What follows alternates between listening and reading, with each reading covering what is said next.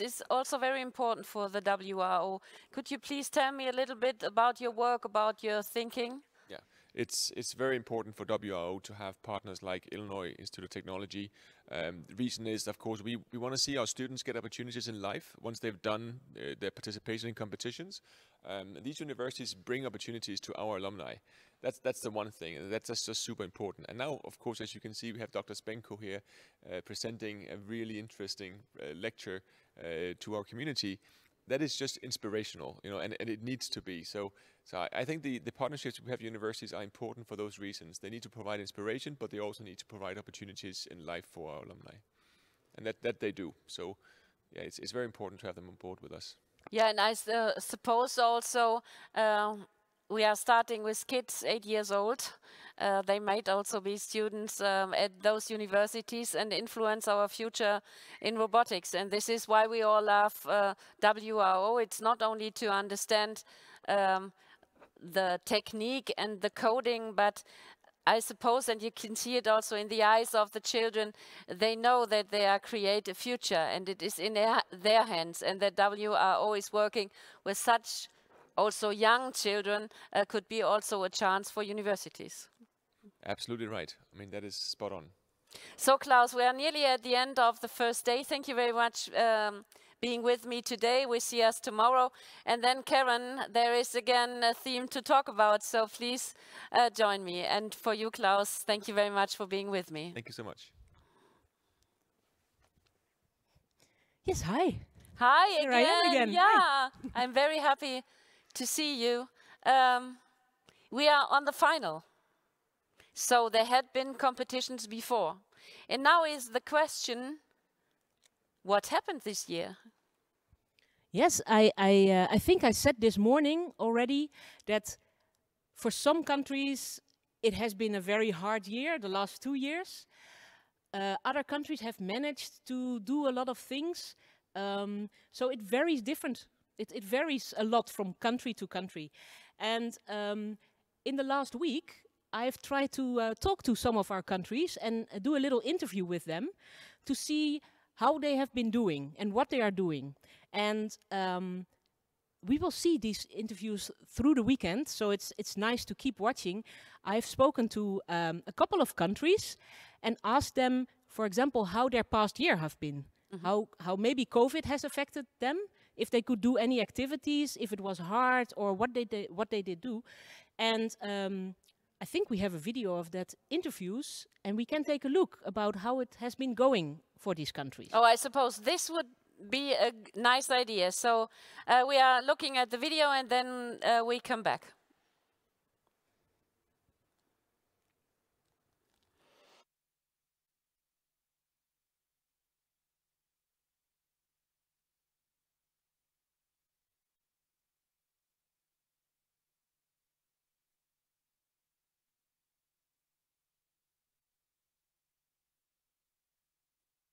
Thankfully for Africa in general, and then Ghana, we have not been hit that badly. In the beginning, we were afraid. Of course, the president of the republic issued orders, COVID protocols, social distancing, wearing masks, and all of those things. In the beginning, it was quite nervous. Parents were afraid what was going to happen. But not too long after that, it became quite clear that for some reason, which I believe the world has still not understood, Africa and Ghana was spared. We have not had that many casualties, like maybe even Germany or maybe Holland or any of those places have had. So initially, it was a problem. But then after a while, when it became clear that it's not going to be that bad, parents were, I would say they were less worried to allow their children to be in training programs. That is face-to-face. But before the face-to-face, we had to adopt online training sessions. And that was not too easy for us for maybe 2 or 3 reasons. Number one, internet connectivity here. That's number one. What is also connected to internet connectivity, and you might not know or you might not be aware of, is the power can fail at any time.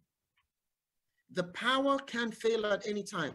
So for many of our programs where maybe it has a very important value, we must rent a generator, a standby generator, just in case the power fails. Then we can switch from the national grid to the generator. So that impacted us a little bit.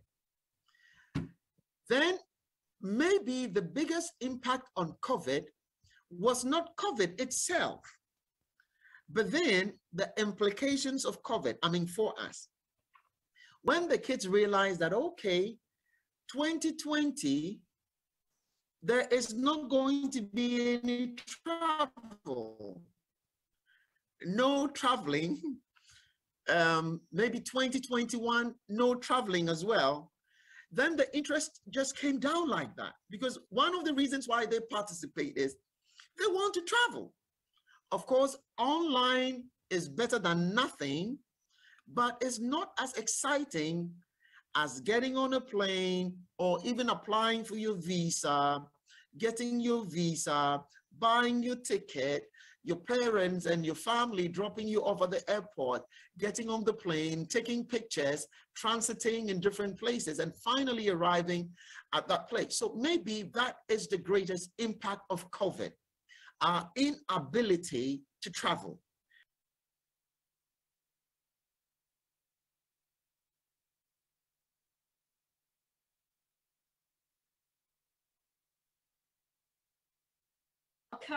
COVID was made a lot of damage here. We had enough struggles as a country without COVID. So if you add COVID, well, it's been hard for the economy, for the education system, for everyone. I don't believe that there's a country that COVID went smoothly in their countries. I don't think that there's anyone here in our country that hasn't been affected through a friend, through the loss of a family member, through the loss of a job. So it's been hard for us in Honduras. Lockdown started here in March 2020, March 16, and most of the public schools remained closed at this time in November 2021. And we don't have an official announcement of when they're gonna open. Some private schools are open and the kids go in a hybrid mode. Some of them are staying in school, some of them stay in their houses. And well, it's been a struggle. And last year we couldn't have a competition because most schools were closed. Sponsorship was hard because a lot of companies, well, most companies were affected really hard because of the lockdown. And their main objective was to save their companies. They weren't thinking about sponsoring competitions. And we lost sponsorship, but well, last year we couldn't have a team if we had a competition, even if it was online. But for this year, we said, no, we cannot stay like that anymore. COVID is not gonna go. Hopefully it's gonna go, but not soon enough for us to stay waiting for it to stop. And we decided to hold a competition, even if it was online. And some schools were kind of interested. Some of them said they were too scared to have the kids working for the competition, but we decided we were gonna do it. And thank you to our precious judges, because they're a big support to us and our staff. We had a competition, an online competitions, only with 13 teams. It was the smallest competition ever, but even though it was online, even though we weren't in the same place, we were able together to bring that WRO spirit back.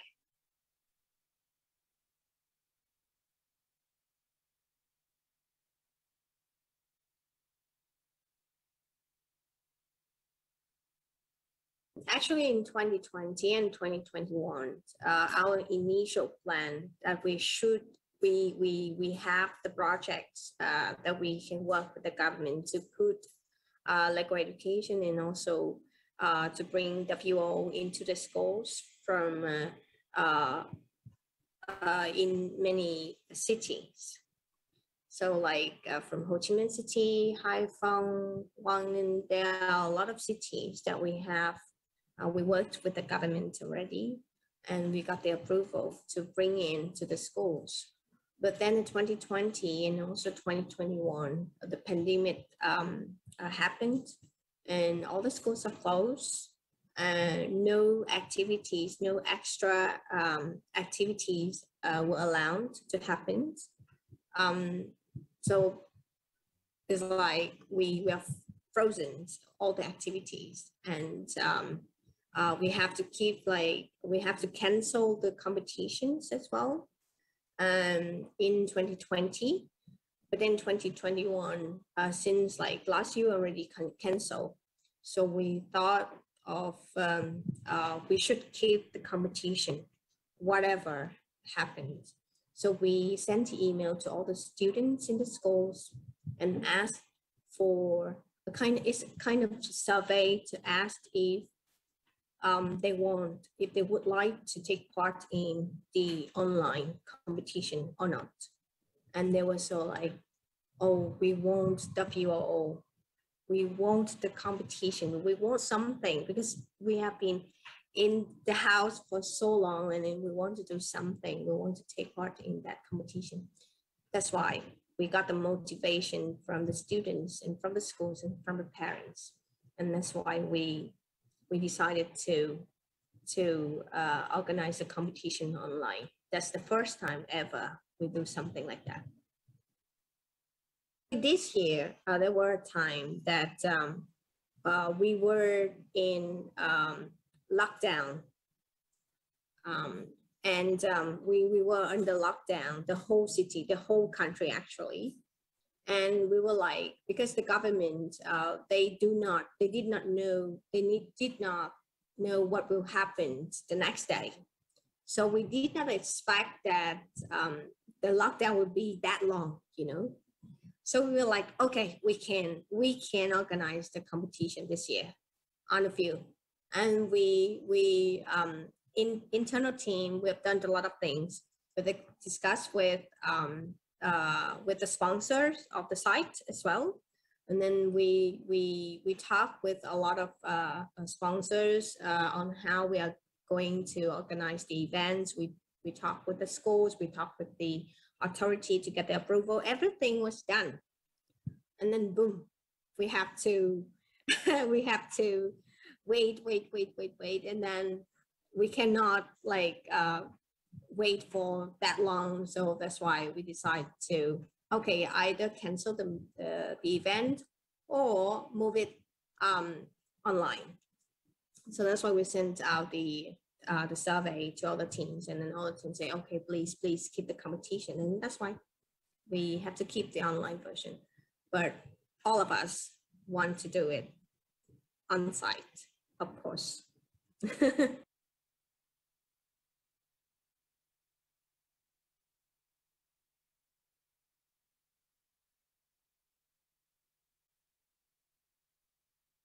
Unfortunately, the pandemic have negative impact.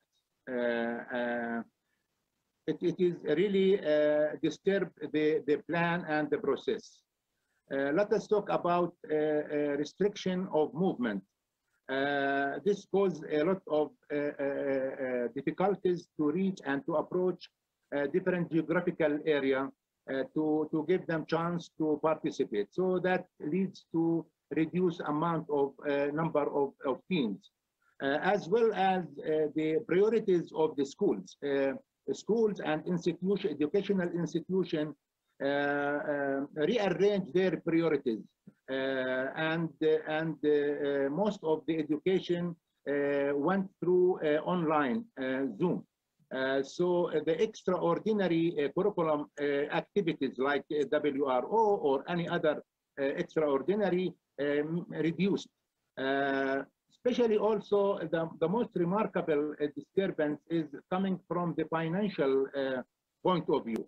A lot of families, a lot of people lost their jobs, so they have also to arrange their expenditure, their way of living, and that also have negative effect. We hope, inshallah, soon we will recover this situation and back to normal, or maybe better, inshallah. Yeah.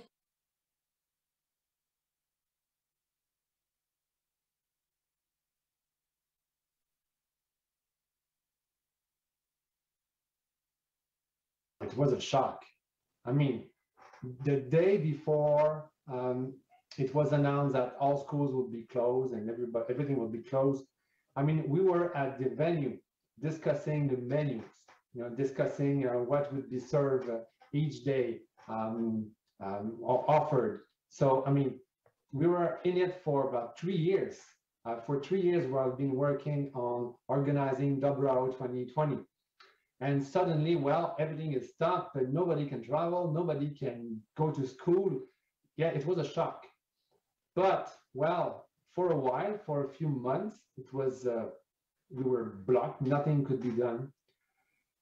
But then we had this idea of making it online, so that's why we came up with WRO 2020X, as you know. And, well, I mean, it was a short notice, but I think it's been really a positive experience.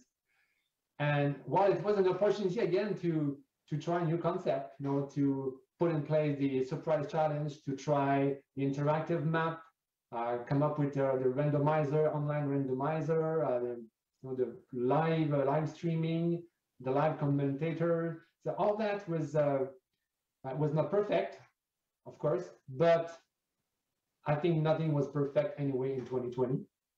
And it was a good practice, I would say, for 2021 now for you at the WRO.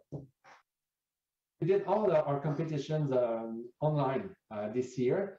So let's say competition, we're looking not like this, but more like this. With Zoom and classrooms full of students with their red T-shirts competing. Well, that's the way it was being done. All kids with masks, but still they were able to enjoy it. So they were able to enjoy it. And at the end, in September, we have been able to organize a first in-person competition since 18 months. So it was not exactly looking like this. It was a little bit less crowded, but still, at least we have been able to do something in person.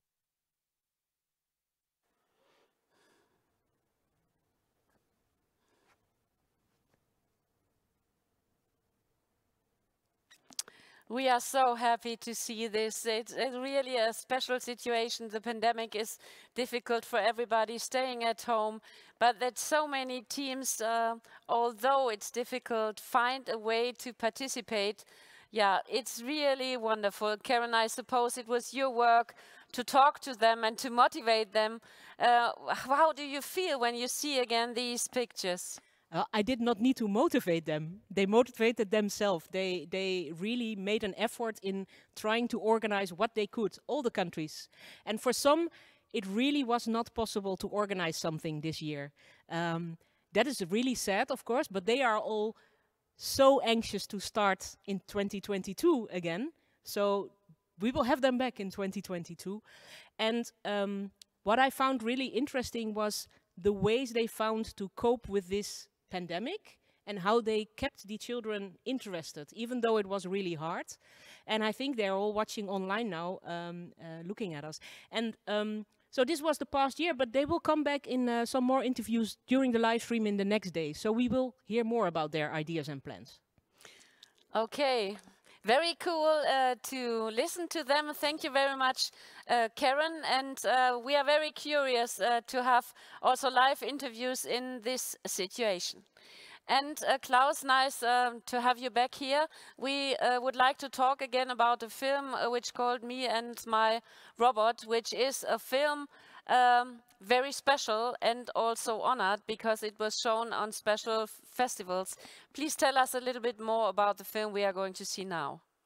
Yeah, so the Myanmar robot film is a film that has been produced with the financial support and from our partners Juniper Networks, premium partner Juniper Networks, and it was filmed in 2018 during the international final in Thailand. And the storyline is that we follow the journey that teams make from early preparations all the way through to national finals and then further on to the international final. And it's a tremendous film. I really, really like it. And you need to sit and watch it carefully because there's so many fantastic small segments. And when you're into WRO, you know the community, you just, it makes your heart melt sometimes and a tear to the eye, really.